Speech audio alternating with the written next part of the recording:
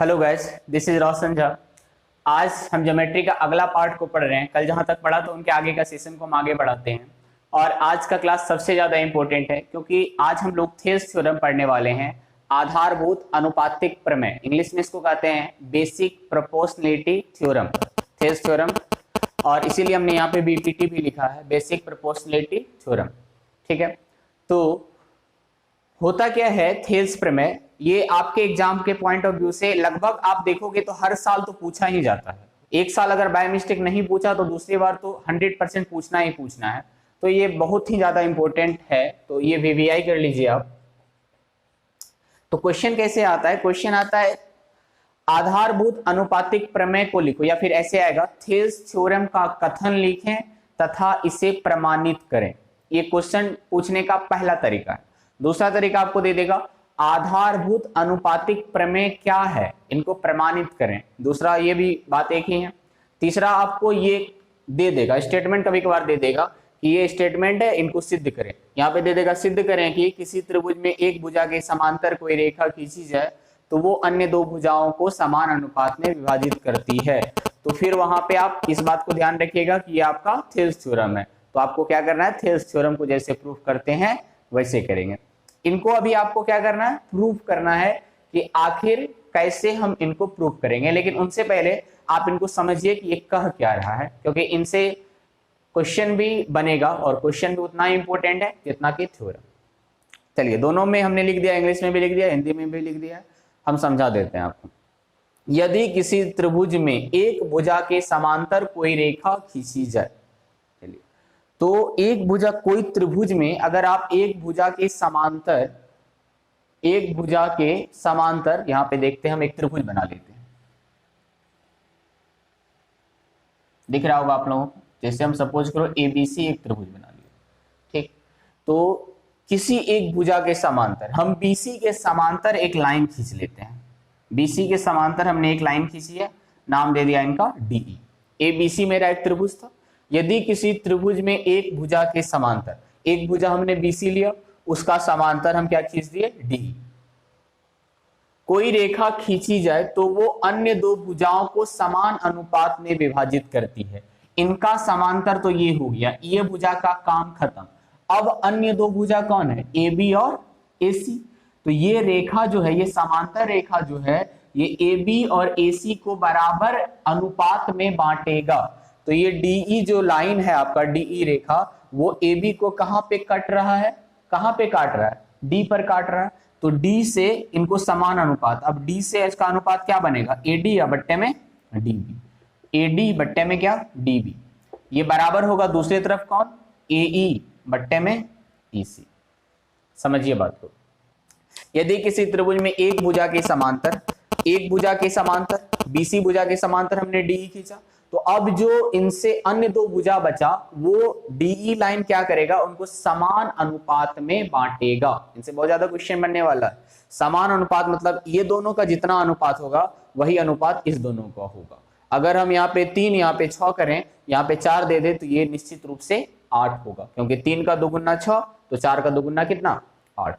समझ रहे हैं बात को, समझिएगा इसको। ये थ्योरम है आपका आधारभूत अनुपातिक प्रमेय, थेल्स थ्योरम इसी का नाम है। इंग्लिश में देखें तो if a line drawn parallel to a side of a triangle, a line drawn parallel to a side of a triangle, it must be divided two side at the same ratio, in the same ratio. मतलब अब ये DE जो line parallel खींचा है हमने, वो A B को D पे और ए सी को ई पे कट कर रहा है, तो ये डी पे डिवाइड होगा और ये ई पे इंटरसेक्ट हो रहा है। तो ए डी बट्टे डी बी इक्वल टू ए बट्टे इसी, यही चीज आपको क्या करना है, लाना है इस थ्योरम में। उम्मीद करते हैं कि इनको आप समझ गए होंगे। एक बार लाइक बटन को दबा दीजिए, क्योंकि अभी हम इसको प्रूफ करेंगे। चलिए, अब इनको कैसे प्रूफ करेंगे, थ्योरम है। थ्योरम को प्रूफ करने के लिए सबसे पहला काम क्या होता है कि आप चित्र बनाते हो, आप फिगर बनाते हो। तो फिगर वही है जो हमने बताया था आपको, बस थोड़ा बड़ा करके आपको दिखा दिया। अब उनके बाद क्या करते हैं हम लोग, गिवन लिखते हैं कि आखिर आपके पास क्या इंफॉर्मेशन है जिनसे आप प्रूफ करेंगे। तो आपके पास कुछ तो होगा जिनसे आप प्रूफ करोगे। तो आप सबसे पहले गिवन को लिखते हैं। तो गिवन में आपका क्या दिया हुआ है, गिवन में आपका दिया हुआ है ये तो दिया हुआ था कि डीई समांतर है किनका, बीसी का। तो उनसे पहले हम ये लिखते हैं कि त्रिभुज ए बी सी में डीई समांतर है किनका, बीसी का, पैरेलल है। डीई पैरेलल है किनका, बीसी का। और कुछ दिया हुआ, और कुछ भी नहीं दिया, बस इतना ही दिया हुआ कि डीई पैरेलल है बीसी का। अब टू प्रूफ आपको क्या लाना है, तो आपको लाना ये है कि अगर ये पैरेलल है तो और जो दो साइड बचा ए बी और ए सी वो बराबर अनुपात में बटेगा, यानी उनका अनुपात का बात करें तो ए डी बट्टे डी बी बराबर होगा ए ई बट्टे इसी का। बस इसी बात को आपको याद रखना है कि ए डी बट्टे डी बी बराबर ए ई बट्टे इसी होगा। कैसे होगा वो तो अभी हम लाएंगे। यहां पे आपको रचना करना पड़ेगा। जब रचना करना पड़ना होता है तो आप रचना करते हैं, तो यहां पे आपको थोड़ा सा कंस्ट्रक्शन करना पड़ेगा। चलिए कंस्ट्रक्शन क्या करना है, तो बी से पहले डी से एक लंब खींचेंगे एसी पर, तो डी से सपोज करो डीएम, ई से एक लंब खींचेंगे एसी पर EN, फिर B से E को मिला देना है और D से C को मिला देना। यहां पे आपको याद रखना केवल क्या है, रचना को, क्योंकि इसका रचना ही मेन चीज है। अगर आप रचना कर लेते हो तो आप इस थ्योरम को बना सकते हो, और अगर आप इस थ्योरम को बना सकते हो तो आप 5 नंबर पा सकते हो। और ये 5 नंबर पाने का चांसेस 90% है, क्योंकि हर दफा इन क्वेश्चन को पूछना ही पूछना होता है। तो रचना हमने क्या किया, हम लिख देते हैं। रचना हम किए कि डी से डीएम लंब खींचा, किस पर खींचा, लंब एसी पर। देखो मेन भुजा तो मेरा एसी है, हमने डीएम खींचा है, किस पर खींचा है, एसी पर खींचा। तो डी से डीएम लंब एसी, तथा एक लंब हमने ई से भी खींचा है। तो ई से जो लंब खींचा उसका नाम हमने क्या दिया, EN, वो किस पर हमने खींचा है, AB पर। ठीक है, डी से डीएम लंब एसी तथा ई से EN लंब AB खींचा, क्या डाला। उसके बाद आपने क्या किया है, B से E को तथा C से D को मिला दिया। B से E को तथा C से D को मिलाया। B से E को और C से D को मिला। क्यों मिलाया वो आगे जाकर के आपको पता चलेगा, जब आपको इनका जरूरत पड़ेगा। तो बाद में जब जरूरत पड़ेगा वहां से आकर के फिर रचना तो हम नहीं करेंगे, रचना तो आपको यही करना पड़ेगा। पहला काम आपका गिवन लिखना, दूसरा काम आपका टू प्रूफ लिखना, आपको क्या प्रूफ करना है, और तीसरा काम आपको रचना करना, जो कि आगे जाकर के आपको काम आने वाला है। तो एक बार फिर हम शुरू से अगर आपको बता दें थेल्स प्रमेय के बारे में, आधारभूत अनुपातिक प्रमेय के बारे में, तो ये कहता है यदि किसी त्रिभुज में किसी भुजा के समांतर एक रेखा खींची जाए, त्रिभुज ABC में BC के समांतर एक रेखा हमने DE खींचा, तो वो अन्य दो भुजाओं को, तो अन्य दो भुजा यहाँ पर AB और AC, उनको समान अनुपात में विभाजित करती है। तो D से D जब यहाँ पे है तो समान अनुपात मतलब AD बट्टे DB, बट्टे क्यों, अनुपात मतलब बट्टे, और फिर AE बट्टे EC, समान अनुपात, दोनों के बीच का रिलेशन क्या है, बराबर। दोनों के बीच में क्या लिखना, आपको बराबर लिखना है। ठीक है, उसके बाद कंस्ट्रक्शन, हमने यहाँ पे रचना करा। रचना क्या किया कि D से DM लंब खींचा AC पर, DM लंब खींचा AC पर, और E से EN लंब खींचा AB पर, खींच लिया, और B से E को मिला दिया, C से D को मिला दिया। बस इसको केवल मिलाया है, ये कुछ है नहीं।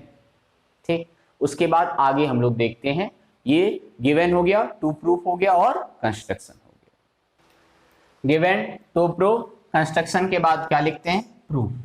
अब यहां से हमको स्टार्ट करना है कि कैसे ये सिद्ध होगा, कैसे ये प्रूफ होगा। तो देखते हैं हम लोग कि कैसे ये सिद्ध होगा। चलिए हम ऊपर वाले, अभी आप ऊपर वाले को देखो। ऊपर में आपका एक त्रिभुज है ADE, ऊपर में एक आपका त्रिभुज है ADE, उसका क्षेत्रफल का बात करते हैं हम। तो यहां पे हम लिखते हैं त्रिभुज ADE का क्षेत्रफल। त्रिभुज ADE का क्षेत्रफल या एरिया ऑफ ट्रायंगल ADE। तो ADE का क्षेत्रफल जो होगा, किसी भी त्रिभुज का क्षेत्रफल होता है half into base into height, 1/2 गुना आधार गुना ऊंचाई। आधार वही होता है जिस पर ऊंचाई होता है, मतलब जिस पर 90 डिग्री आकर के मिलता है। तो यहां पर आप देखो ADE में AD, DE और AE तीन को भुजा है, उसमें AD अगर हम बेस लेंगे तो मेरा EN हो जाएगा लंब, हो सकता है। AE अगर हम बेस लेंगे तो मेरा DM हो जाएगा लंब, लेकिन DE को हम बेस नहीं ले सकते क्योंकि इस पे तो कोई लंब है नहीं। तो लंब या तो हम AD को लेंगे या फिर AE को लेंगे। तो यहां पे हम पहला बार क्या कर रहे हैं, AD को बेस ले रहे हैं। तो अगर मेरा AD यहां पर आधार है तो लंब कौन हो जाएगा, EN। समझ रहे हैं बात को, समझिए कि आधार वही होता है जिस पर लंब होता है। तो आधार हम AD को लिया तो AD पर कौन सा लंब आकर के मिल रहा है, तो EN आकर के वहां पे मिल रहा है। देखो AD ये अगर हम आधार ले रहे हैं तो उस पर कौन सा लंब आ रहा है, EN। लंब एक DM भी है लेकिन वो किस पर जा रहा है, AE पर। तो हम तो अभी आधार AE को नहीं ना लिए हैं, हम आधार किसको लिए हैं, AD को लिए हैं, इसीलिए मेरा लंब कौन होगा, EN होगा। चलिए, तो त्रिभुज ADE का क्षेत्रफल हो गया 1/2 गुना AD गुना EN। ठीक है, अब इसी क्रम को नीचे करते हैं। ADE का क्षेत्रफल तो हमने निकाल लिया, अब हम DBE, ये भी एक त्रिभुज है, देखो DBE, क्योंकि यहां से हमको AD का मान पता चला, AD बेस लिए हैं, अब हम बेस क्या लेंगे, DB, क्योंकि हमको लाना क्या है, AD/DB। तो DB बेस लेने के लिए त्रिभुज कौन लेंगे, DBE। DBE एक त्रिभुज है, तो त्रिभुज DBE का क्षेत्रफल ये होगा 1/2 गुना फिर आधार गुना ऊंचाई। आधार तो DB लेना, ये तो हम बता ही चुके हैं, क्योंकि ऊपर आप AD लिया तब क्या लेना आपको, DB। तो अगर आपका आधार यहां पर DB है तो लंब कौन होगा, अब DB बोलेंगे सर DB पे तो कोई लंब है ही नहीं। तो जब DB पे लंब नहीं है तो DB का बढ़ा हुआ पार्ट, देखो DB का बढ़ा हुआ ही पार्ट है ना DA, तो DB का बढ़ा हुआ पार्ट DA, इस पर तो लंब है, कौन लंब है, EN, वही इसका भी क्या होगा, लंब होगा। अगर जो हमने भुजा लिया है उस पर लंब नहीं है तो उसके बढ़े हुए पार्ट को देखेंगे, क्या उस पर लंब है, अगर उस पर लंब है तो वही इस त्रिभुज का भी लंब होगा। अब बोलेंगे कि DB क्यों, DB के अलावा और कुछ ले सकते थे आधार, तो DB के अलावा अगर बात करें तो एक बचता है DE, ये तो इस पर तो कुछ लंब नहीं है, पिछले बार भी देखे थे, ये कैंसिल। उसके बाद एक बचता है BE, इस पर भी कोई लंब नहीं है, ये भी नहीं होगा। तो आपको लेना क्या पड़ेगा, DB ही लेना पड़ेगा, क्योंकि DB पे तो लंब नहीं है, लेकिन DB के बढ़े हुए पार्ट जो आपका DA है उस पर एक लंब दिख रहा है, वो है EN। तो आप इस त्रिभुज के लिए भी लंब EN को लेंगे। ठीक है, तो त्रिभुज DBE का क्षेत्रफल हो गया 1/2 गुना DB गुना EN। अब आप थोड़ा टू प्रूफ जहां पे लिखे हैं वहां देखो, क्योंकि मेरे पास तो है नहीं, हम यहाँ बगल पे लिखते हैं कि क्या लाना था हमको शायद ये लाना है, AD/DB बराबर AE/EC, ये लाना हमको। तो उसमें एक तरफ देखो आपको क्या है, AD/DE, AD/DB, और यहाँ AD है यहाँ DB है, तो बट्टे में ना लाना है हमको। तो बट्टे में लाना है तो बट्टे करने के लिए दोनों को क्या कर देंगे, भागा। जब दोनों को भागा करेंगे तभी ना बट्टे में आएगा। अब ऐसा तो नहीं है केवल हम AD और DB को भागा कर दें, भागा करने के लिए हमको पूरा को भागा करना पड़ेगा। तो फिर हम यहाँ पे क्या करेंगे कि त्रिभुज ADE का क्षेत्रफल को ऊपर और त्रिभुज DBE का क्षेत्रफल को नीचे लिख देते हैं। समझिए, बड़ा अच्छा क्वेश्चन है। ADE का क्षेत्रफल को ऊपर और DBE का क्षेत्रफल को नीचे लिख दिए। अब इनका क्षेत्रफल के बदले आप क्या लिखोगे, 1/2 गुना AD गुना में EN बट्टे में। इनके बदले आप क्या लिखोगे, 1/2 गुना DB/EN। देखो तुमको मिल गया, क्योंकि हाफ हाफ तो कैंसिल हो जाएगा, EN कैंसिल हो जाएगा, क्या बचेगा आपका AD अब बट्टे में DB, यानी एरिया ऑफ ट्रायंगल ADE बट्टे में एरिया ऑफ ट्रायंगल DBE बराबर बचा AD बट्टे में DB, और AD बट्टे DB मतलब ये एक LHS लेफ्ट तरफ का पार्ट हमको आया है, अब हमको राइट तरफ का लाना है। ठीक है, तो ये आपका ADE का क्षेत्रफल और DBE का क्षेत्रफल बराबर क्या मिला, तो यहां एक बार लिख लेंगे कि ADE का क्षेत्रफल बट्टे में DBE का क्षेत्रफल बराबर मिला है AD बट्टे DB, समीकरण नंबर 1। इनको मान लेना आपको इक्वेशन नंबर फर्स्ट। समझ रहे हैं आप बात को, यहां तक आप समझ गए समीकरण नंबर 1 तक। एक बार शुरू से अगर हम आपको बता दें तो आपने ADE का क्षेत्रफल निकाला जो हुआ हाफ इंटू AD गुना EN, ठीक। उसके बाद आपने दूसरा बार क्या किया, DBE का क्षेत्रफल निकाला जो हुआ हाफ गुना DB गुना EN, फिर दोनों को भागा किया, हाफ हाफ कट गया, EN कट गया, बचा AD बट्टा DB। लेकिन ये भी बचा, ये कटा, ये नहीं कटा क्योंकि ये दोनों बराबर नहीं है, ये अलग अलग है। तो ADE का क्षेत्रफल बट्टा DBE का क्षेत्रफल हुआ AD बट्टा AB, ये हो गया समीकरण नंबर 1। अब जितना काम यहां पर किए हैं उतना ही काम इस तरफ से करेंगे। अभी तो इस तरफ से किए हैं, अब दूसरे तरीके से करते हैं। देखिए इस तरफ में देखो, इस तरफ का त्रिभुज का नाम AED, त्रिभुज AED। अच्छा AED और पहले टाइम्स हमने क्या लिखा था ADE, तो कोई फर्क पड़ेगा ADE हो या फिर AED हो, बात कोई फर्क तो पड़ने वाला है नहीं। तो चलिए AED का क्षेत्रफल, लेकिन यहाँ पे फर्क हम थोड़ा सा पढ़ाएंगे कि यहाँ पे आधार हम जो पिछले बार AD को लिए थे, इस बार हमको AD को नहीं, इस बार हमको किसको लेना है, AE को, क्योंकि हमको क्या लाना है AE। तो आधार यहां पर हम क्या लेंगे AE। अब अगर हम AE को आधार लिए तो आप बताओ कि इनका लंब कौन होगा। अगर हम AE को आधार लिए तो AE पर लंब कौन है, DM। देख लो अच्छा से, ये मत सोचना कि E से जा रहा है उनको छोड़ो, आ कौन रहा है उनके बारे में बात करेंगे। तो AE पे कौन लंब आ रहा है, DM। तो यहां पे लंब कौन होगा आपका DM।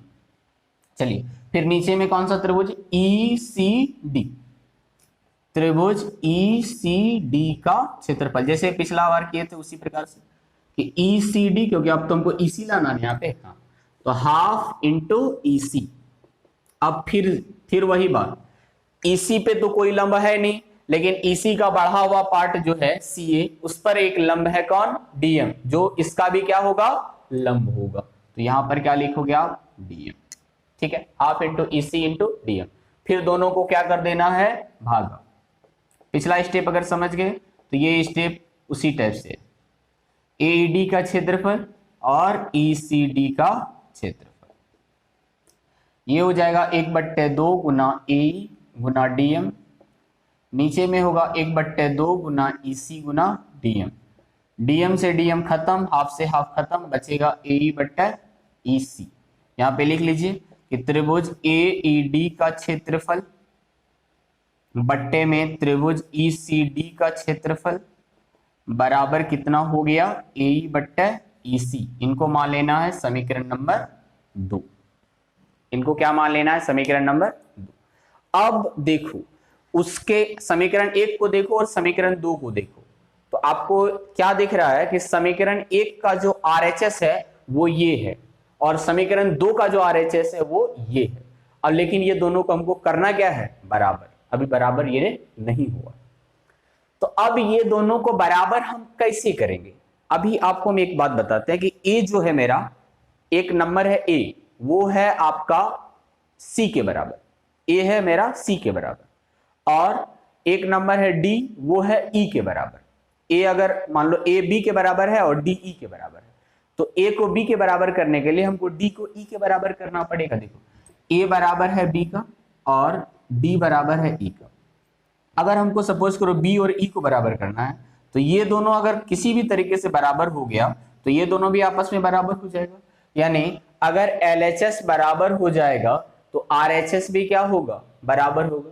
लेकिन उनके लिए आपको पहले LHS को तो बराबर करना पड़ेगा। तो आप उनका RHS, समीकरण 1 का RHS को देखिए, LHS को देखिए, और समीकरण 2 का LHS को देखिए। तो समीकरण 1 का LHS में है ADE का क्षेत्रफल बट्टे में DBE का क्षेत्रफल, और यहाँ पे है AED का क्षेत्रफल बट्टे में ECD का क्षेत्रफल। दोनों का अंश जो है ऊपर वाला वो समान है, दोनों का ऊपर वाला आपका समान है, क्योंकि वहां ए डी ई है, यहां पर ए ई डी है, बात एक ही है, त्रिभुज तो एक ही है। अगर दोनों का नीचे वाला समान हो जाए, अगर दोनों का नीचे वाला समान हो जाए तो LHS तो बराबर हो जाएगा, तो फिर RHS अपने आप क्या हो जाएगा, बराबर हो जाएगा। चलो हम दोनों को एक साथ लिख दिए, यहां से समझ में आपको अच्छा आएगा। ये दोनों को बराबर करना है, यही उद्देश्य आपका। ऊपर वाला ADE और यहाँ पे AED, ये दोनों तो बराबर है। अगर किसी भी तरीके से ये दोनों बराबर हो जाए तो ये पूरा के बराबर हो जाएगा, और जब ये पूरा के बराबर हो जाएगा तो ये दोनों भी आपस में क्या हो जाएगा, बराबर हो जाएगा। चलो अब बारी आती है ये BE और CD को जो हमने मिलाया था उनका। 9th क्लास में आपने एक थ्योरम पढ़ा था कि दो त्रिभुज का अगर आधार समान हो, दो त्रिभुज का आधार समान हो और दोनों एक ही समांतर के बीच में स्थित हो तो दोनों का क्षेत्रफल आपस में बराबर होता है। पढ़े थे आप लोग, याद करिए कि दो त्रिभुज का बेस सेम हो, दो त्रिभुज जैसे कि एक त्रिभुज और दूसरा त्रिभुज, दोनों त्रिभुज का बेस समान है। देखो ABC सपोज करो पहला त्रिभुज है, DBC दूसरा, दोनों का बेस BC है और दोनों अगर एक ही समांतर के बीच में है तो दोनों का जो क्षेत्रफल था वो आपस में क्या होता था, बराबर होता था। तो DBE और ECD को देखो, देखो त्रिभुज DBE तथा त्रिभुज ECD, DBE और ECD दोनों में DE कॉमन है, DBE में भी DE आता है और ECD में भी DE आता है, तो दोनों एक समान बेस DBE तथा ECD दोनों समान आधार कौन DE तथा दोनों समान आधार DE पर स्थित है तथा दोनों एक ही समांतर, देखो ये दोनों तो समांतर है, दोनों एक ही समांतर DE समांतर BC के बीच स्थित है। थोड़ा सा आपको याद करना पड़ेगा 9th क्लास। ये थ्योरम ये था कि दो त्रिभुज का अगर आधार समान हो और दोनों एक ही समांतर के बीच में स्थित हो तो दोनों त्रिभुज का एरिया समान होता था। तो यहां पर क्या हो जाएगा कि त्रिभुज DBE का जो क्षेत्रफल होगा वो बराबर होगा किनका, ECD के क्षेत्रफल के बराबर। इनको मान लेते हैं हम समीकरण नंबर 3। देखो कितना बड़ा चीज हमको यहाँ पे हाथ लगा है, कितना बड़ा चीज हमने यहाँ पर पता किया है कि DBE का क्षेत्रफल किसके बराबर है, ECD का, ADE पहले से किसके बराबर है, AED का। तो अब ये पूरा के क्या हो जाएगा, बराबर हो जाएगा। अगर ये पूरा के बराबर है तो ये दोनों भी आपस में क्या हो जाएगा, बराबर। मतलब आपका क्वेश्चन बन गया। समीकरण 1, 2 और 3 से क्या हुआ कि ADE का क्षेत्रफल बट्टे DBE का क्षेत्रफल AED के क्षेत्रफल बट्टे ECD के क्षेत्रफल के बराबर हो गया। कैसे हो गया, क्योंकि ADE तो पहले से AED के बराबर है, दोनों एक ही त्रिभुज है, और अभी आपने सिद्ध किया कि DBE किसके बराबर है, ACD का, तो दोनों का जो अनुपात है ये आपस में बराबर हो गया। अब समीकरण 1 में देखो, इसके बदले आप क्या लिख सकते हो, इसके बदले आप लिख सकते हो AD बट्टा DB। समीकरण 2 में देखो, इसके बदले आप क्या लिख सकते हो, AE बट्टे में EC। यही आपको क्या करना था, प्रूफ करना था। तो देखिए ये 5 नंबर में पूछा जाता है, थोड़ा सा लेंदी तो होगा, लेकिन हम जो आपको बताए, कैसा लगा आपको ये एक्सप्लेनेशन, आप समझे, कितना समझे, लाइक कर दीजिएगा वीडियो को, उनसे हमको पता चल जाएगा। अब हम आगे का काम करेंगे कि ये आपका बेसिक प्रोपोर्शनल जो थ्योरम था यानी थेल्स थ्योरम, वो हमने आपको बताया, और आप देखिएगा कितना बार ये पूछा जाता है, भी आई है, वेरी वेरी इंपॉर्टेंट है।